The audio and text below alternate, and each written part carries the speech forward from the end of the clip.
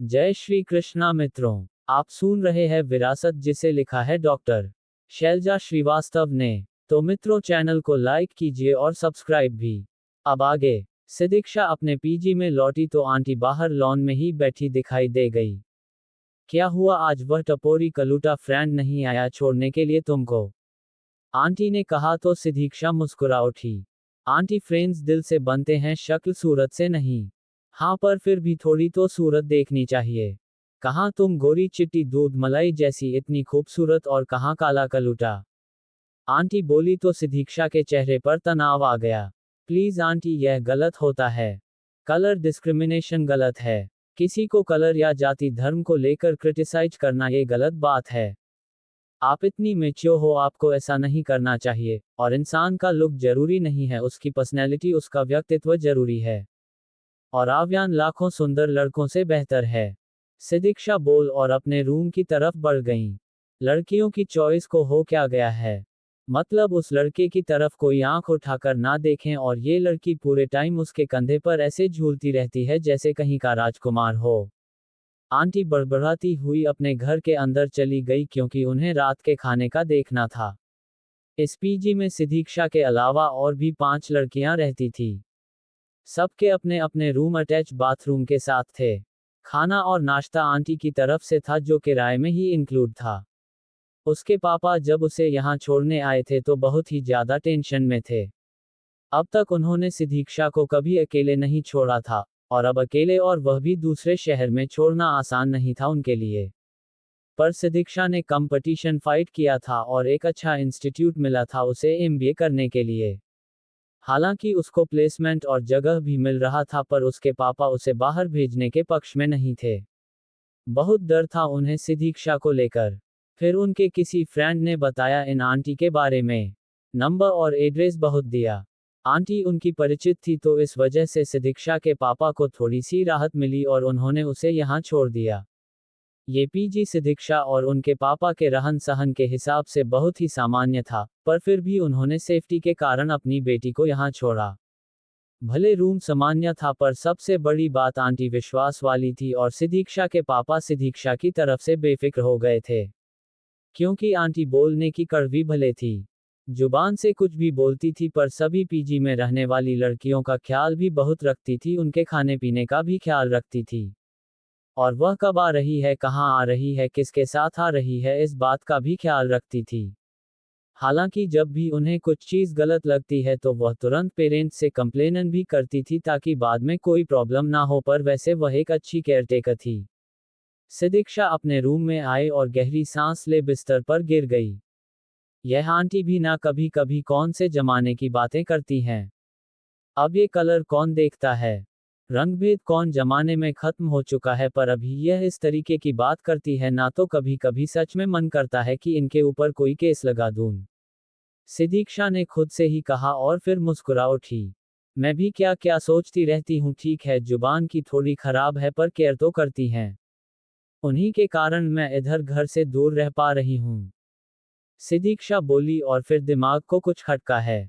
ओ God, उन्हें बताना भूल गई कि मैं खाना नहीं खाऊंगी। अभी बना कर ले आएंगी, फिर कहेंगे कि अन्ना बर्बाद जा रहा है तो खाना पड़ेगा, सिदीक्षा ने कहा और तुरंत फोन उठाकर आंटी को कॉल लगा दिया। हाँ बेटा बोलो। उद्धरण चिन्ह। वह आंटी, आज मेरा थोड़ा कॉलेज के बाहर खाना पीना हो गया। एक फ्रेंड का बर्थडे था तो उसने पार्टी दे दी, तो मैं डिनर नहीं करूंगी। आप प्लीज मेरे हिसाब से डिनर मत बनाएगा। ठीक है बेटा, अब मैं तुम्हारे लिए दूध दे दूंगी, ठीक है, आंटी बोली और फिर कॉल कट कर दिया। सॉरी भगवान जी, थोड़ा सा झूठ बोलना पड़ा, पर अगर इन्हें बता देती ना कि मैंने आव्यान के साथ चाट खाई है इसलिए खाना नहीं खा रही, तो अभी फिर से 4 बातें सुनती मुझे। अमीर घर की हूं तो खाने पीने का लिहाज नहीं है, अन्न की कद्र नहीं है, ब्ला ब्ला ब्ला। पैसे बर्बाद करती हूं और उस लड़के के साथ घूमती हूं। और सबसे बड़ी बात, मुझे तो सुनाती ही साथ डैडू को भी फोन करके बोल देती और फिर डैडू परेशान हो जाते ये सोचकर कि मैंने कुछ अनहाइजीनिक तो नहीं खा लिया और मैं बीमार तो नहीं हो जाऊंगी। सिदीक्षा ने खुद से ही कहा और आंखें बंद कर ली। सिदीक्षा ने आंखें बंद की तो आंखों के आगे वह बस में मिला हुआ उस हैंडसम बंदे का चेहरा आ गया। खूबसूरत प्यारा चेहरा, फेयर कोप्लेक्सन पर हल्की नीली आंखों वाला। और सिदीक्षा ने झटके से आंखें खोल दी। फिर से आंखें बंद की तो वो फिर दिखने लगा। ये हो गया क्या है मुझे, वह नीली आंखों वाला लंदन रिटन भूत की तरह मेरी आंखों के सामने क्यों घूम रहा है? कहीं जादू टोना तो नहीं कर दिया उस लंदन रिटन ने मेरे ऊपर? सिदीक्षा ने खुद सही कहा और फिर अपने सिर पर चपत लगाई। मैं भी ना क्या ही सोचती रहती हूँ। क्या है ना कि कई बार कुछ चेहरे ऐसे होते हैं जिन्हें हम चाहकर भी भूल नहीं पाते। शायद ये लंदन रिटर्न भी कुछ ऐसा ही है। क्या नाम बताया था इसने? हंसल। हाँ, हंसल राजपूत। कुछ तो बात है आप में हंसल राजपूत, वरना सिदीक्षा के चेहरे को तो सैकड़ों अपनी आंखों में बसाए घूमते हैं, पर आज तक कोई चेहरा ऐसा बना नहीं जो मेरी आंखों के आगे आकर घूमे। पर तुमने पहले ही मुलाकात में मेरी आंखों के दर्पण पर कब्जा जमा लिया है, सिदीक्षा खुद से बोली। लगभग 24 साल पहले भोपाल। शुभरा की डिलीवरी हुए एक हफ्ता बीत गया था और धीरज उसे अस्पताल से डिस्चार्ज करा के घर ले आए थे। घर क्या कहना चाहिए कि बहुत बड़ी हवेली थी, जहां पर पूरी वर्मा फैमिली एक साथ रहती थी, जिसमें धीरज के माता पिता और उनके बड़े भाई और भाभी शामिल थे।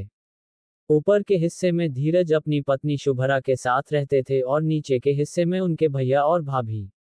रसोई सबकी एक साथ ही बनती थी, जो कि नीचे नीचे के हिस्से में ही थी। और उनके माता और पिता भी अधिकतर नीचे के पोर्शन में ही रहते थे, वैसे भी नीचे का पोर्शन बड़ा था। धीरज और शुभरा की एक तरीके से लव कम अरेंज मैरिज थी। धीरज शुभरा को पसंद करते थे और इसलिए उन्होंने घर में शादी की बात की। पहले उनके माता पिता राजी नहीं थे, पर धीरज के समझाने पर और जिद करने पर वह मान गए। पर इस बात का असर शुभरा का घर के बाकी लोगों के साथ रिश्ते पर अच्छा नहीं हुआ। किसी ने भी दिल से उन्हें स्वीकार नहीं किया, फिर वह धीरज की माँ हो, उनके पिताजी हो या धीरज के बड़े भाई। और रही बात धीरज की भाभी की, तो उन्हें तो पहले दिन से ही शुभरा पसंद नहीं थी। एक तो शुभरा देखने में बेहद खूबसूरत थी और दूसरा मेघा की तुलना में काम करने में भी चतुर और होशियार थी और पढ़ी लिखी योग्य महिला थी। इस वजह से उनकी धीरज की शुभरा की तरफ थोड़ा थोड़ा झुकने लगी थी, जो कि मेघा को बर्दाश्त नहीं था। इसलिए वह अक्सर ही उनके कान भरती रहती थी शुभरा के खिलाफ, ताकि शुभरा अपनी सासू माँ के साथ कभी भी अच्छे से जुड़े ना पाए। मेघा के 3 बच्चे थे, 2 बेटे और 1 बेटी, और इस बात का उसे बेहद घमंड था कि उसने परिवार को 2 बेटे दिए हैं। इस खानदान को वारिस दिए हैं क्योंकि अच्छा खासा बिजनेस और प्रॉपर्टी था उनके परिवार के पास, और उसके लिए जैसा कि हमेशा से प्रथा चली आ रही है कि एक बेटा आवश्यक है ताकि अपने पिता की विरासत को और आगे ले जा सके। मेघा ने ये काम बहुत ही जल्दी कर दिया था और विवाह के 3 साल के भीतर एक के बदले दो वारिस दिए थे उसने अपने पति और अपने सास ससुर को। पर लगभग शादी के 4 साल होने के बाद भी शुभरा और धीरज के यहाँ पर संतान नहीं आई थी। पहले धीरज और शुभरा संतान चाहते नहीं थे क्योंकि धीरज ने अपने परिवार से अलग हटकर अपना खुद का काम शुरू किया था एजुकेशन के क्षेत्र में। शुभरा और धीरज दोनों पढ़े लिखे थे और दोनों की सोच भी आधुनिक थी। वह अपने खानदानी बिजनेस से हटकर कुछ अलग करना चाहते थे, और इसी के लिए धीरज ने सबसे पहले एक कॉलेज की नींव रखी थी। नॉर्मल ग्रेजुएट कॉलेज, और साथ ही साथ उसमें बीएड का भी कोर्स भी कराया जाना था। और इसका नाम रखा था उन्होंने Shubhra institute of graduation and B Ed. और उनके अपने खानदानी बिजनेस को छोड़कर अलग काम करने के कारण उनके पिताजी को थोड़ा नाराजगी भी हुई थी, पर धीरज ने उन्हें समझा लिया था। शुरुआत में धीरज के माता पिता भैया भाभी कोई भी उनके साथ नहीं थे और उनके पक्ष में नहीं थे। उन्हें लगता था कि यह धीरज की बेवजह की जिद है। अपने खानदानी साड़ी की दुकान के बिजनेस को ही धीरज को भी आगे बढ़ाना चाहिए, क्यों कुछ भी अलग करना, पर धीरज शुरुआत से दृढ़ निश्चयी थे। जो एक बार ठान लिया वो ही करते थे, फिर चाहे शुभरा से विवाह का निर्णय हो या कॉलेज की नींव रखना। धीमे धीरे धीरज और शुभरा की मेहनत रंग लाए और उनका कॉलेज चल निकला। तब जाकर उन्होंने अपनी फैमिली प्लानिंग के बारे में सोचा। दोनों की हमेशा से ख्वाहिश थी कि उनकी पहली संतान बेटी हो, तो ईश्वर ने उनकी एक ख्वाहिश पूरी कर दी थी। हालांकि इस समय शुभरा के साथ इतनी बड़ी दुर्घटना हो गई थी कि वह अब कभी दोबारा मां नहीं बन सकती थी, पर धीरज को इस बात का कोई अफसोस नहीं था, पर अब तक इस बात को शुभरा नहीं जानती थी। रात का समय था। शुभरा अपनी बच्ची को फीड करा रही थी और धीमे धीमे कुछ गुनगुना रही थी कि तभी धीरज रूम में आए। क्या हुआ, आज फिर से तंग कर रही है क्या बिटिया रानी? धीरज ने धीमे से उसे बच्ची के बालों को सहलाकर कहा। अब इसकी तो रोज की आदत है, पूरा दिन टुकुर टुकुर देखती है और रात को जागती है। बिना लोरी सुने सोती नहीं। छोटी है अभी वो, धीरज ने मुस्कान के साथ कहा। हाँ वैसे भी अभी तो ये सिर्फ 1 हफ्ते की हुई है, बच्चे तो तब तक बड़े नहीं होते जब तक उनका छोटा बहन भाई नहीं आ जाता। अब ये तो तभी बड़ी होगी जब इसका छोटा भाई या बहन आ जाएगा, और वैसे भी जानती नहीं हूं मैं क्या, आप तो लाड प्यार में बिगाड़ कर ही मानोगे। शुभ्रा ने कहा तो धीरज के चेहरे पर एक तनाव आ गया। दिल तो किया उनका कि शुभ्रा को बता दे कि अब बिटिया का छोटा बहन या भाई कभी नहीं आएगा, पर वह इस पल शुभ्रा के चेहरे पर जो मुस्कुराहट थी उसे खत्म नहीं करना चाहते थे, तो उन्होंने कोई जवाब नहीं दिया और अपनी स्टडी टेबल की तरफ बढ़ गए। क्या हुआ, आपने जो दूसरे कॉलेज की मान्यता के लिए आवेदन दिया था उसका कुछ हुआ? शुभ्रा ने कहा। अभी थोड़ा काम बकाया है, बहुत सारा पेपर वर्क करना पड़ता है, तुमको तो पता ही है।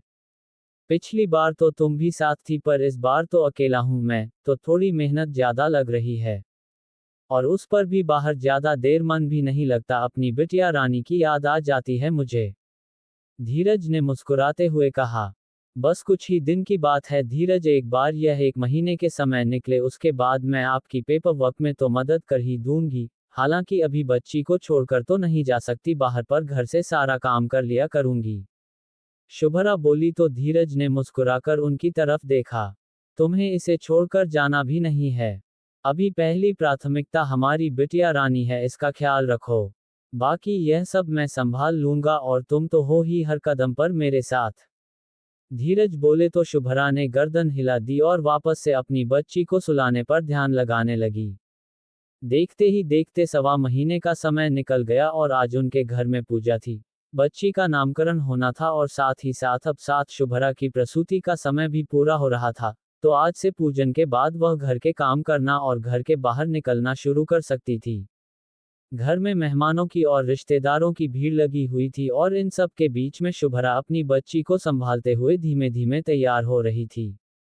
तो मित्रों, अगला पार्ट जल्दी ही